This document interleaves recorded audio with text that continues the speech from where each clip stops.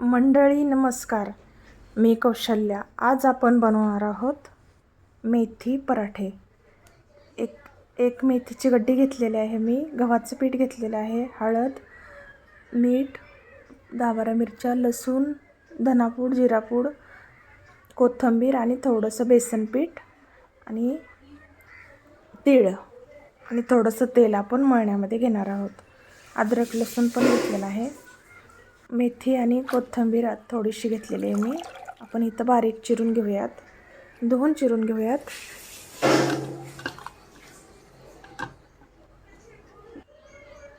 आता ही 10-12 मिरच्या, अद्रक लसूण आपण मिक्सरला वाटून घेऊयात.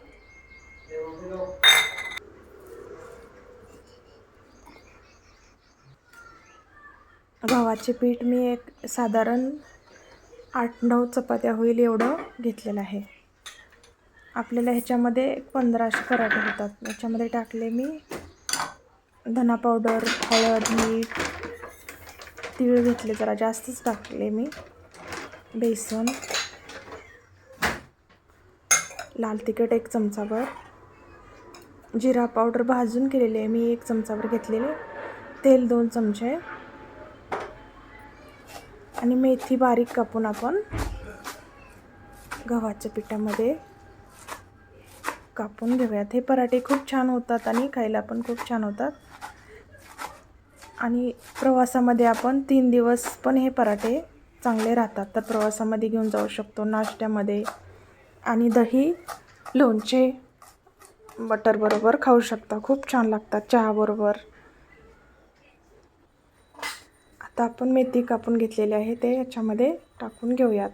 आणि मेथी धुतल्यामुळं पाणी आहे, तर आपण पाणी नाही टाकायचं जास्त, एकदम थोडं पाण्यामध्ये मळून घ्यायचं आहे.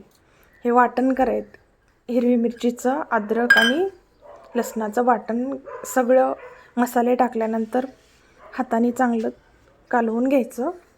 एकजीव होईपर्यंत पाणी, मेथी आहे ते पाणी सोडायला लागतं. मग सगळं कालवून घेतल्यानंतरच मग 1 मिनिटभर कालवून घेऊन नंतर आपण थोडं थोडं पाणी टाकून घट्टसर पीठ मळून घ्यायचं. जास्त घट्ट बी नाही आणि जास्त पातळ पण नाही.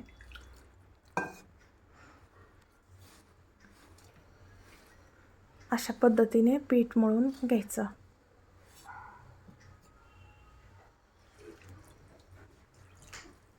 एक 15 पराठे होतात ह्याच्यामध्ये. असं छानसर पीठ मळून आपण 1 तासभर किंवा 2 तास ठेवलं तरी चालेल, काही फरक नाही पडत. छान पराठे, मऊ लुसलुशीत पराठे होतात. बघा किती छान पीठ मळून झालेलं आहे आपलं. आता आपण हे सगळे गोळे करून घेऊयात आणि लाटायला घेऊयात. 2 तवे ठेवलेत मी पटपट होण्यासाठी. तर एक तवा जो आहे त्याच्यावरती फक्त कमी गॅसवरतीच मी ठेवलेलं आहे. त्याच्या स्लोवरती एक साईडनी भाजून घ्यायचं आणि एका साईडला ॲल्युमिनियमचा तवा आहे त्याच्यावरती मी तेल लावून भाजून घेते. तर 2 तवे ह्याच्यासाठी ठेवले आहेत की पटपट होण्यासाठी. तर हे 2 तवे आहेत. लोखंडाच्या तव्यामध्ये फक्त एक साईडने भाजून घ्यायचं आणि ह्याच्यामध्ये मी तेल लावून चांगलं असे खरपूस भाजून घ्यायचे. बघा किती छान पराठे झाले आहेत. थँक्यू. व्हिडिओ आवडल्यास लाईक करा, शेअर करा.